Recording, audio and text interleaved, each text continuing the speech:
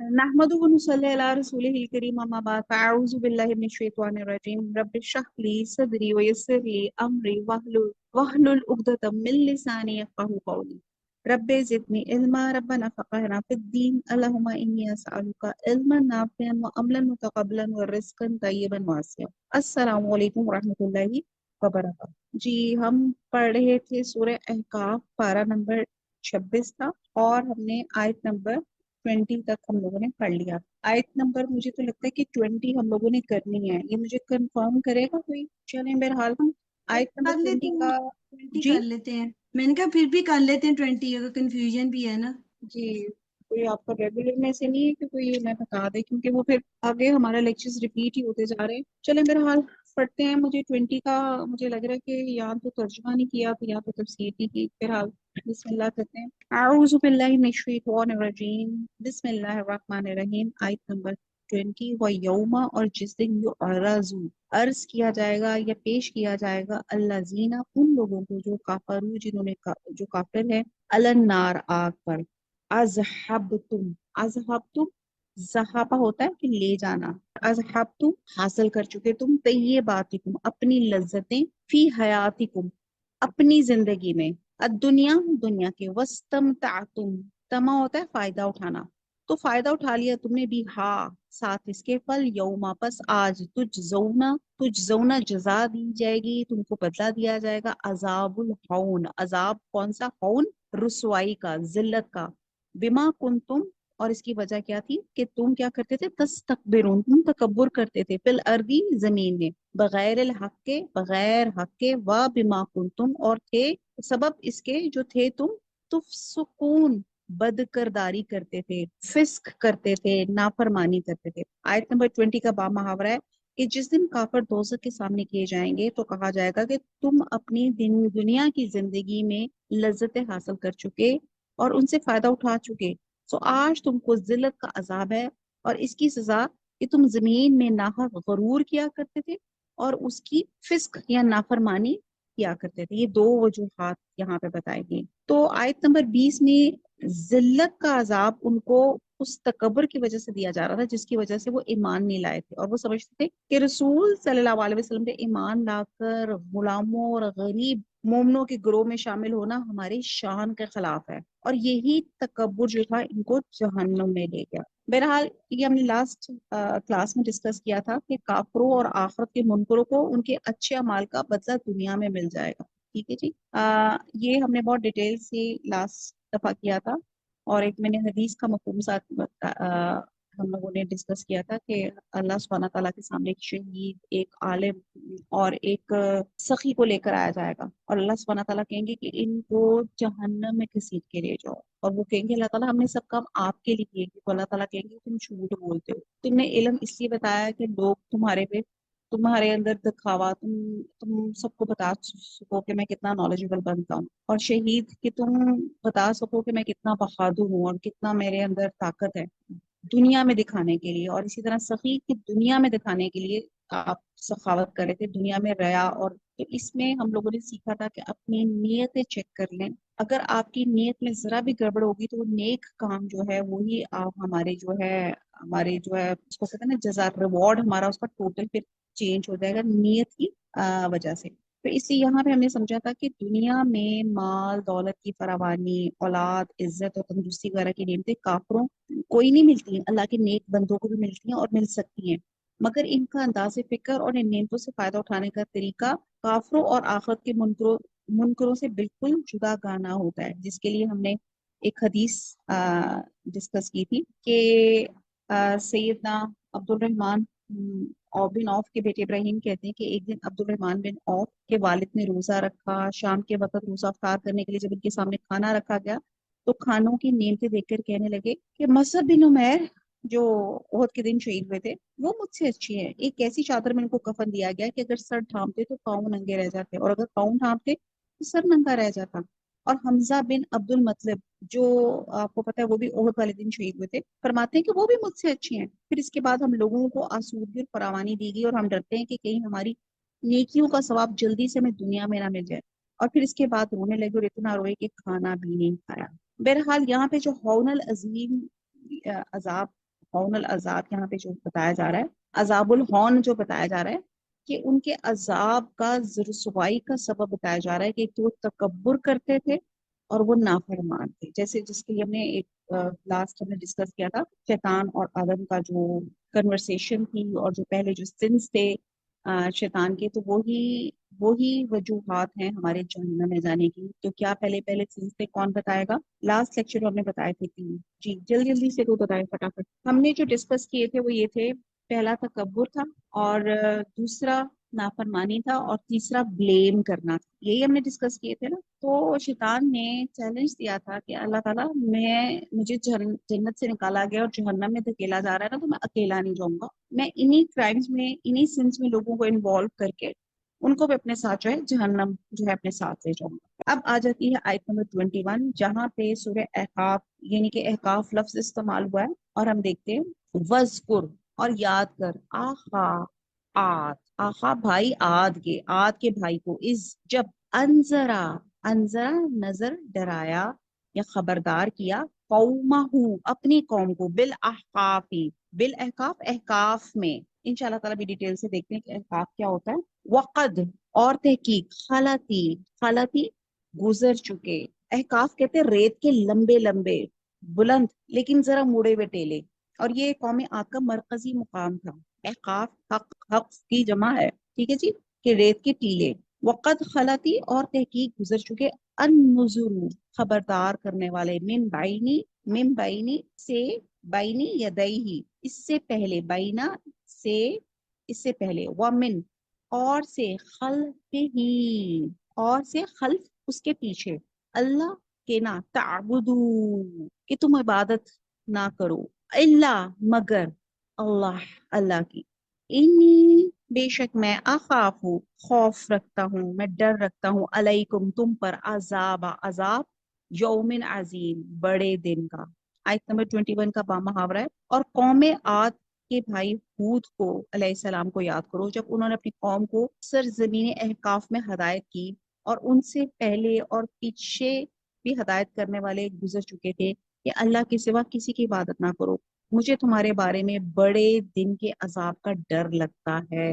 احقاف صحرائے عرب کے جنوب مغربی حصے کا نام ہے جہاں قوم عاد آباد تھی. اب جب سرداران مکہ اپنی دولت اور طاقت پر پھولے نہیں سماتے تھے، تکبر کرتے تھے، تو ان کی عبرت کے لیے قوم عاد کا واقعہ سنایا جا رہا ہے. یہ ہمیں بھی سنایا جا رہا ہے آج کل کے ہم جو پریزنٹ لوگ ہیں. کہتے ہیں کہ ان کے بارے میں عرب میں مشہور تھا کہ وہ قدیم زمانے میں سب سے طاقتور قوم تھی، اور اس نے رسول کی نافرمانی کی اور عذاب سے دوچار ہو گئے. اب یہاں قوم عاد کا ذکر اس مناسبت سے کیا گیا کہ یہ لوگ قریشی سرداروں سے بھی زیادہ مغرور، متکبر اور سرکش تھے، اور یہ قوم کفار مکہ کی نسبت قد و کامر ڈیل ڈول میں اور جسمانی قوت کے لحاظ سے بہت بڑھ کر تھی. اور جہاں پہ یہاں لفظ جو احقاف یہاں پہ استعمال کیا جا رہا ہے، حق کی جمع یعنی کہ ریت کے بڑے بڑے میلوں میں پھیلے ہوئے ٹیلے، یعنی کہ میلوں تک جو تھی یہ ٹیلے پھیلے ہوئے تھے ریت کے.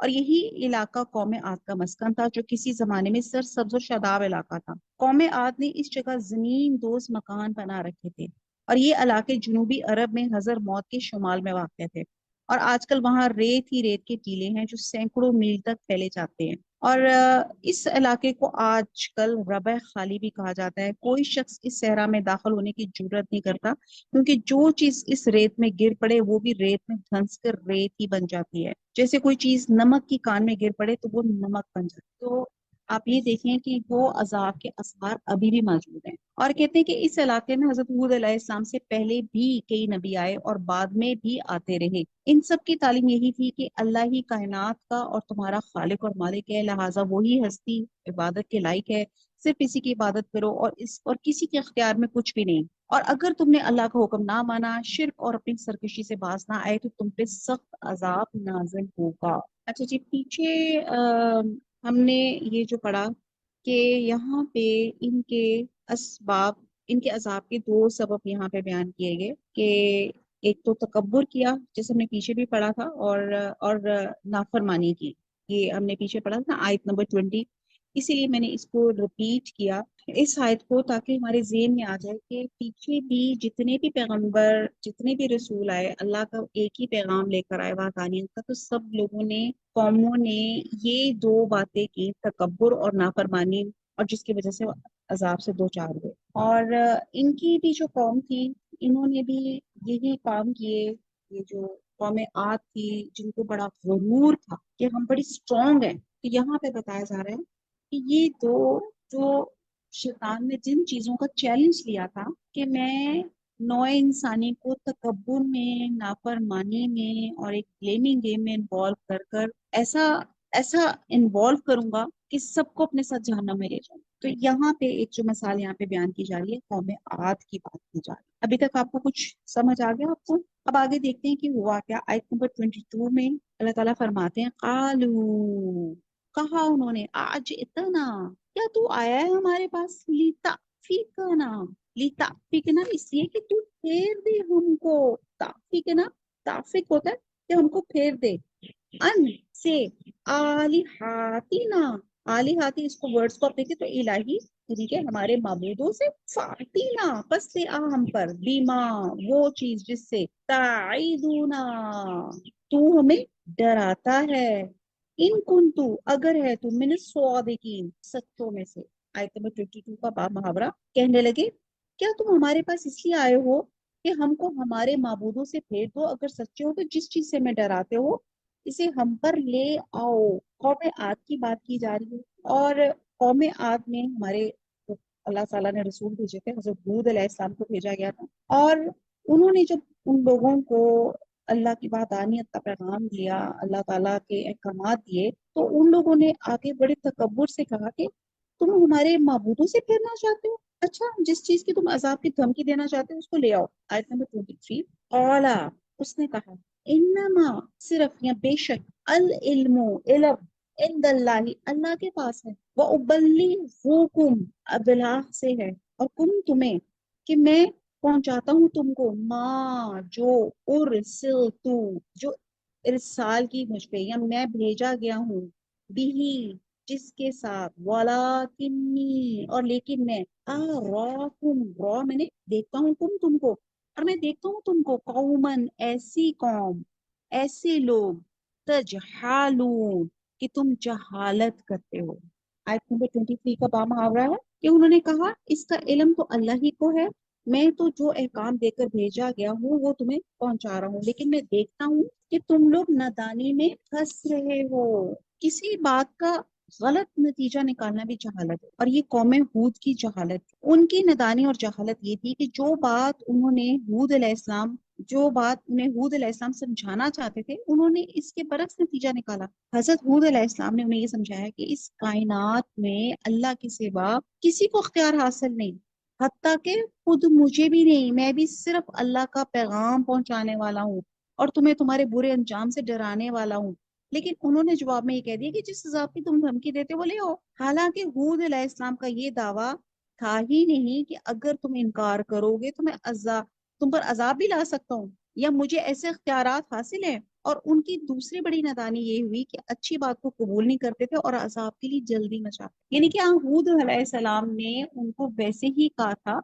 क्योंकि यहाँ पे आयत नंबर, हमने यहाँ पे भी क्लियर इसमें वर्डिंग्स में पढ़ा कि आयत नंबर इसमें 23 में, कि क़यामत का खास वक्त सिर्फ अल्लाह सुब्हाना ताला जानते हैं, सिर्फ अल्लाह को पता है। कि कौला, उन्होंने कहा कि इसका इल्म तो सिर्फ अल्लाह ही को है, आयत नंबर 23 में। और हजरत हूद अलैहिस्सलाम ने बड़ी आजी से कहा कि मुझे तो जो अल्लाह ताला ने अहकामात देकर भेजा है, मैं तो सिर्फ वो पहुंचाने आऊं, मैं तो अपना फर्ज पूरा कर रहा हूँ, लेकिन मैं देखता हूँ कि तुम लोग नादानी में फंस रहे हो। मतलब उन्होंने हर तरह से अपनी कौम को ख्वाबे गफलत से उठाने की कोशिश। अब आयत नंबर 24, फलम्मा, पस जब, रआ, रआऊ, उन्होंने देखा इसको, आरिजन, आरिजन बादल, आरिज कहते हैं बादल फैल जाने वाले, जैसे अरज होता है ना ब्रिड्स को, तो बादल, मुस्तकबिला, मुस्तकबिला सामने आने वाले, मुस्तकबिल होता है ना फ्यूचर, आगे आने वाले, इस्तकबाल भी इसी से निकला है। औदियाती हूँ, औदियाती हूँ, अपने मैदानों में। ये यहाँ पे नए नए वर्ड्स हैं, इसको आप अंडरलाइन कर लें। जैसे आरिजन, ठीक है, यहाँ हमने मतलब लिया बादल। फिर औदियातिहिम, अपने मैदानों में। कालू, कहा उन्होंने, हाजा, ये आरिजुन, बादल है। मुमतिरुना, मुमतिरु, बारिश करने वाला, मी बरसाने वाला, इमतार से लफ्ज है बारिश। मुमतिर, मुमतिरुना, बल्कि, हुआ, वो, माँ, वो चीज के, अस्ता, जल तुम, उजलत उर्दू का लफ्ज है कि जल्दी करते थे तुम, भी साथ इसकी, री हवा या आंधी, फी हा, इसमें अजाबुन, अजाब, अलीम, दर्दनाक। अच्छा जी, आयत नंबर 24 का बामुहावरा देखते हैं। फिर जब उन्होंने इस अजाब को देखा कि बादल की सूरत में इनके मैदानों की तरफ आ रहा है, तो कहने लगे ये तो बादल है जो हम पे बरस कर रहेगा।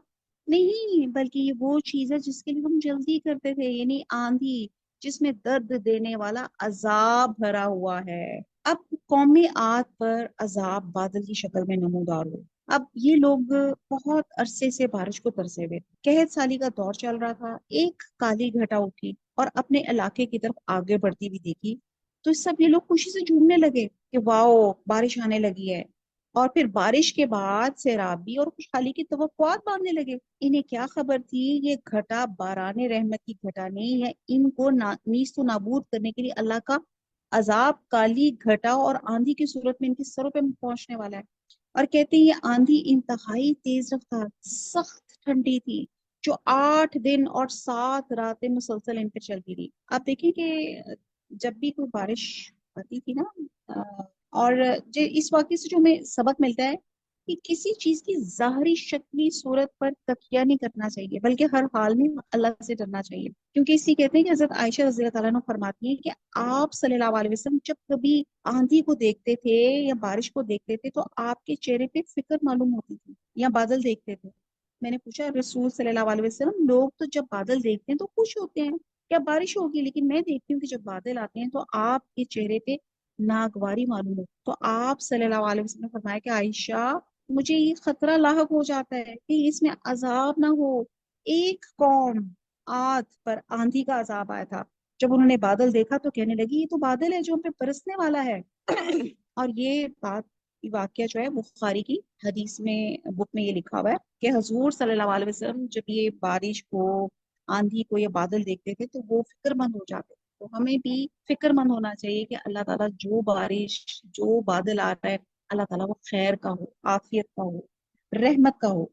यानी कि वो हवा जिससे इस कौम की हलाकत हुई, इन बादलों से ही उठी और निकली, और अल्लाह की मशीयत से इनको और इनकी हर चीज को तबाह कर दी। ये अगली आयत पढ़ते हैं, आयत नंबर 25। तो दम्मीरू, ये भी एक नया लफ्ज है। तू दम्मीरू, तबाह कर देती है, कुल्ला शैइन, हर चीज, बी अमरी, रब्बी हा, हुक्म से, रब्बी हा, अपने रब के। फअस्बहू, फिर वो हो गए, ला युरा, कि नहीं दिखाई देता था, इल्ला, मगर या सवाए, मसाकीनुहुम, मस्कन, उनके घरों के, कजालिका, इसी तरह, नुजजी, हम बदला देते हैं या हम सजा देते हैं, अल कौमल मुजरिमीन, ऐसे लोगों को जो मुजरिम है। बामुहावरा देखते हैं, आयत नंबर 26, हर चीज को अपने परवरदिगार के हुक्म से तबाह किए देती है। तो वो ऐसे हो गए, तो ऐसे हो गए कि इनके घरों के सिवा कुछ नजर ही नहीं आता था।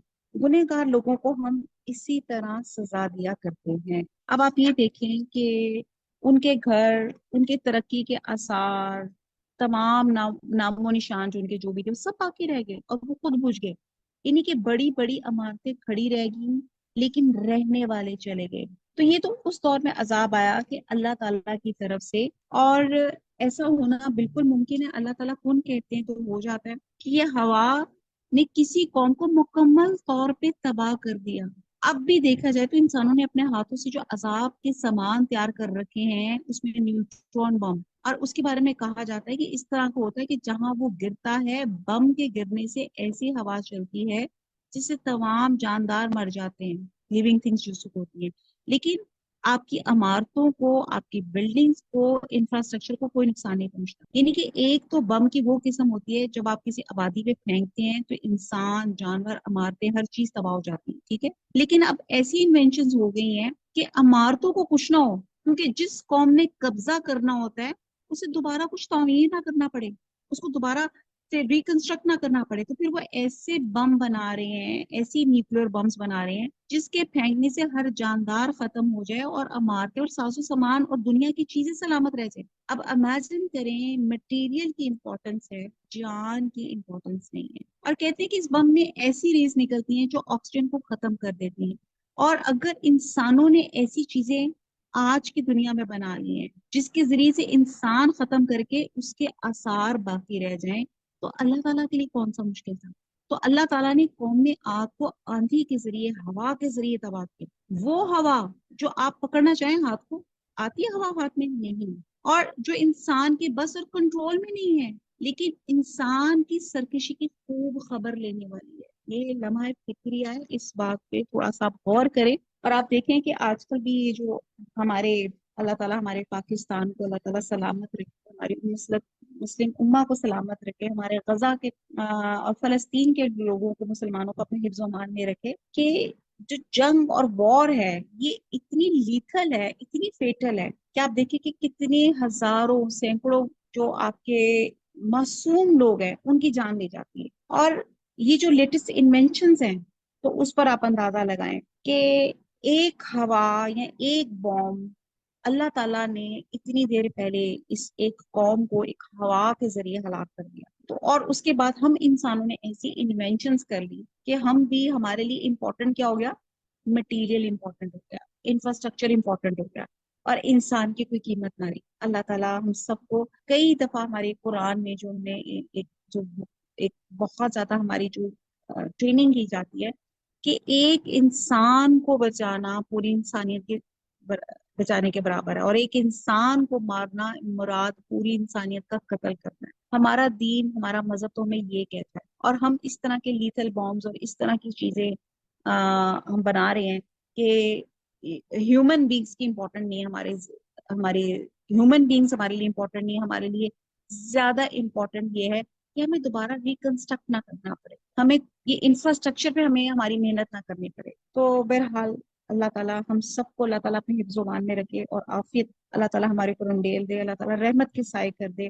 اللہ تعالیٰ یہ جو اس وقت پھر بھی جنگ کے جو حالات ہیں، ماحول ہے، اللہ تعالیٰ آپ ہی ان کو ریورس کر سکتے ہیں. اللہ تعالیٰ امن کر دیں ہر جگہ، ہمارے دلوں کو کھلا کر دے. اللہ تعالیٰ ہمارے ملک میں، پوری دنیا میں اللہ تعالیٰ امن کا سایہ کر دے. آمین سبحان اللہ. بہرحال اس عذاب کا ذکر قرآن میں متعدد مقامات پہ ہے کہ آندھی کی تیزی کا یہ عالم تھا کہ وہ درختوں اور پودوں کو ان کے جڑ سے اکھاڑ کے پھینک دیتی تھی، اور یہی آندھی ان کی زمین دوز مکانوں کے اندر گھس گئی، اور اس دوران وہ اپنے گھروں سے نکل بھی نہیں سکے. اور کہتے ہیں کہ سردی کی شدت سے وہی ٹھٹر ٹھٹر کے مر گئے. اور لے دے کے اگر کوئی چیز وہاں پہ نظر آتی تھی تو ان کے مکان تھے جن میں کریکس پڑے ہوئے. آیت نمبر 26 کو ہم دیکھتے ہیں. وَلَقَدْ، اور البتہ تھے کہ مکننا مکان یا ٹھکانہ دیا ہم نے ان کو، فی ماں اس میں سے جو، امکناکم نہیں ٹھکانہ دیا ہم نے تم کو، یا نہیں طاقت دی ہم نے تم کو، فی ہی اس میں، وجعلنا اور بنایا ہم نے، لہم ان کے لیے، سمعن سماعت سے کان، و ابصارن بصارت سے اور آنکھیں، و افعیداتن افعیدہ اور دل، فما پسنا اغنا کام آئے، عنہم ان کے، سمعوہم ان کے کام، ولا اور نہ، ابصارہم ان کی آنکھیں، ولا اور نہ، افعیداتہم ان کے دل، من شیئن کچھ بھی، اس کانو جب وہ تھے، یجحدون جہد کرنا، الحاد کرنا، انکار کرتے تھے، بی آیات اللہ اللہ کی آیات کا، وحاکا اور گھیر لیا، بہم ساتھ ان کے، ماں کانو اس چیز نے کہ وہ تھے، بھی ساتھ اس کے، یستہزئون استہزاء کرتے تھے، مذاق اڑاتے. آیت نمبر 26 وہ محاورہ دیکھتے ہیں، اور ہم نے ان کو ایسے مقدور دیے تھے جو تم لوگوں کو نہیں دیے تھے، انہیں کان اور آنکھیں اور دل دیے تھے، تو جب وہ اللہ کی آیتوں سے انکار کرتے تھے تو ان کے کان ہی ان کے کچھ کام آ سکے، نہ آنکھیں اور نہ دل، اور وہ جس چیز سے استہزاء کیا کرتے تھے اس نے ان کو آ گھیرا۔